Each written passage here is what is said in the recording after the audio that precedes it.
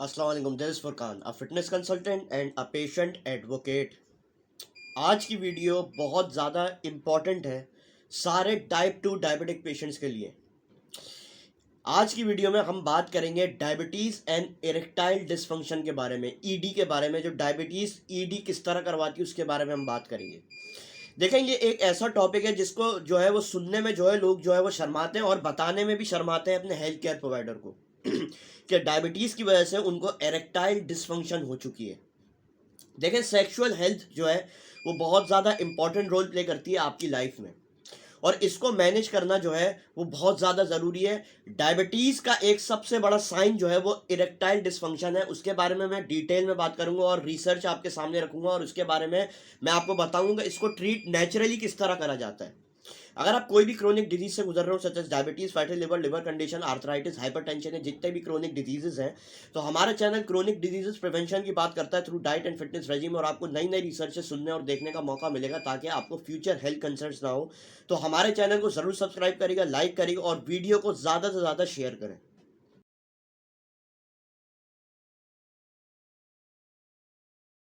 देखिए, रिसर्च ये बताती है कि जो जितने मैन टाइप 2 डायबिटिक पेशेंट्स हैं, उनको डायबिटीज़ हुई हुई है, उनमें से जो है वो हाफ 50% को जो है वो इरेक्टाइल डिसफंक्शन की शिकायत है। और इरेक्टाइल डिसफंक्शन जो है वो डायग्नोसिस के 10 साल बाद आपको देखने को मिलता है। If you are not managing your blood sugar levels, और आपको डायबिटीज डायग्नोस हुई और आपने उसको केयर नहीं करी, उसको मैनेज करने की कोशिश नहीं करी डायबिटीज को, तो वो आगे जाके इरेक्टाइल डिसफंक्शन भी करवा देती है आपको 10 साल की टाइम फ्रेम में। अब देखें, इसको ईडी को, इरेक्टाइल डिसफंक्शन को ओवरकम करा जा सकता है if you are managing your diabetes in an authentic and scientific natural way. Diabetes अगर आप कंट्रोल कर लें तो आपके जो इरेक्टाइल डिसफंक्शन के जितने भी सिम्टम्स हैं आपके अंदर, वो ओवरकम हो सकते हैं through diet, exercise and if you are smoking तो आपको स्मोकिंग क्विट ऑफ कर देनी है। अब देखें, सवाल ये उठता है कि इरेक्टाइल डिसफंक्शन डायबिटिक पेशेंट में कॉमन है बहुत ज़्यादा या नहीं।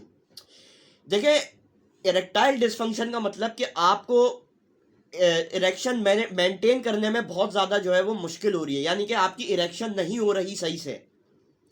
तो इसकी वजह से जो है वो, इसमें रिसर्च एक और ये देखी गई है कि जो लोग डायबिटिक पेशेंट्स हैं, मर्द, उनको 3 टाइम्स ज़्यादा जो है वो रिस्क है इरेक्टाइल डिसफंक्शन का बनिस्बत जिसको डायबिटीज़ नहीं है। एक एस्टिमेटेड जो है वो परसेंटेज है कि 10% लोग, जो कि मैन जो है वो 40 या 70 तक की एज ब्रैकेट में जो है, उनको सिवियर इरेक्टाइल डिसफंक्शन होता है बिकॉज ऑफ अनकंट्रोल्ड डायबिटीज। और जो है वो 25% वो लोग हैं जिनको मॉडरेट इरेक्टाइल डिसफंक्शन होता है, क्योंकि उन्होंने कुछ हद तक जो है उन्होंने अपनी डायबिटीज कंट्रोल करी हुई है। अब देखें, इरेक्टाइल डिसफंक्शन जो है वो इसलिए होता है क्योंकि आपकी जो नर्व्स है वो डैमेज हो जाती है, जो कि आपका सेक्सुअल स्टिमुलेशन और सेक्सुअल रिस्पॉन्स को कंट्रोल करती है। ठीक है ना, तो वो रिस्पॉन्स हो जाती है and it is because of lack of blood flow in your penis, जिसकी वजह से आपको इरेक्टाइल डिसफंक्शन की शिकायत आ रही है in diabetes. High blood sugar जितने होंगे आपके, तो उतना जो है वो मसला है आपको ब्लड फ्लो का। रिस्क फैक्टर्स हैं इरेक्टाइल डिसफंक्शन के डायबिटीज में। सबसे पहले, if you are having poorly manage blood sugar levels.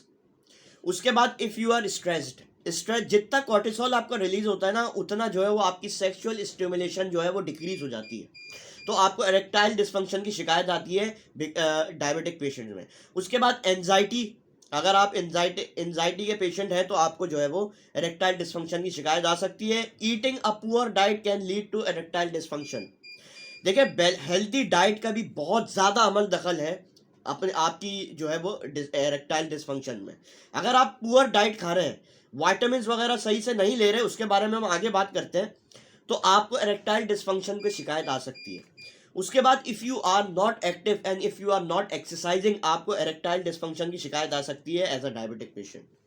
उसके बाद, if you are drinking alcohol, erectile dysfunction की ईडी की आपको शिकायत आती है। और अनकंट्रोल हाइपरटेंशन की वजह से भी आपको लैक ऑफ ब्लड फ्लो हो जाता है आपके पेनिस में, जो कि इरेक्टाइल डिसफंक्शन करवाता है, which is because of high blood sugar levels and the culprit is insulin resistance.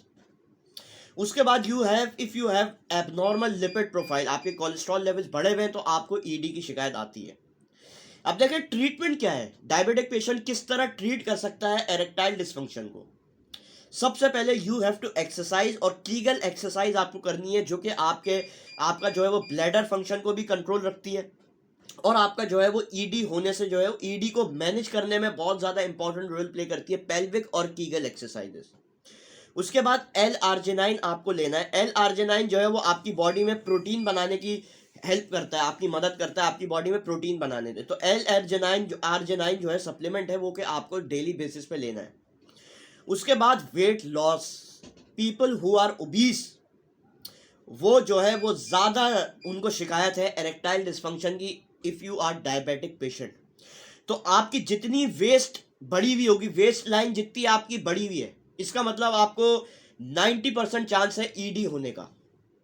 तो आपको अपनी वेस्ट जो है वो स्लिम करनी है, आपको अपना वेट लूज करना है।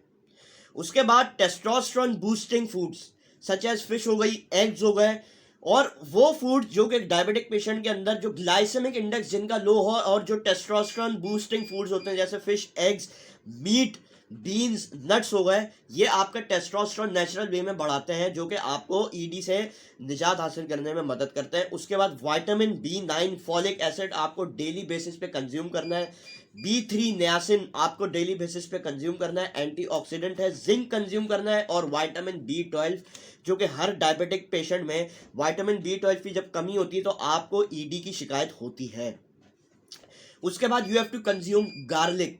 गार्लिक आपकी इंसुलिन सेंसिटिविटी बढ़ाती है। इंसुलिन रेजिस्टेंस आपकी बॉडी में जितनी होगी उतनी आपको एरेक्टाइल डिसफंक्शन की शिकायत है। उसके बाद proper hydration, you have to drink 3 to 4 litres of water per day. Hydration जो है वो ब्लड फ्लो को इंक्रीज करती है आपके पेनिस पर। उसके बाद if you are suffering from any chronic condition such as diabetes, abnormal lipid profiles, abnormal cholesterol, और अलोंग विद डायबिटीज, तो इन चीज़ों को आपको मैनेज करना है टू मैनेज ईडी। ये कुछ चीज़ें थी, 8 चीज़ें मैंने आपके सामने रखी हैं, 8 पॉइंट, जो कि ट्रीटमेंट नेचुरल वे है ट्रीटमेंट का ईडी का।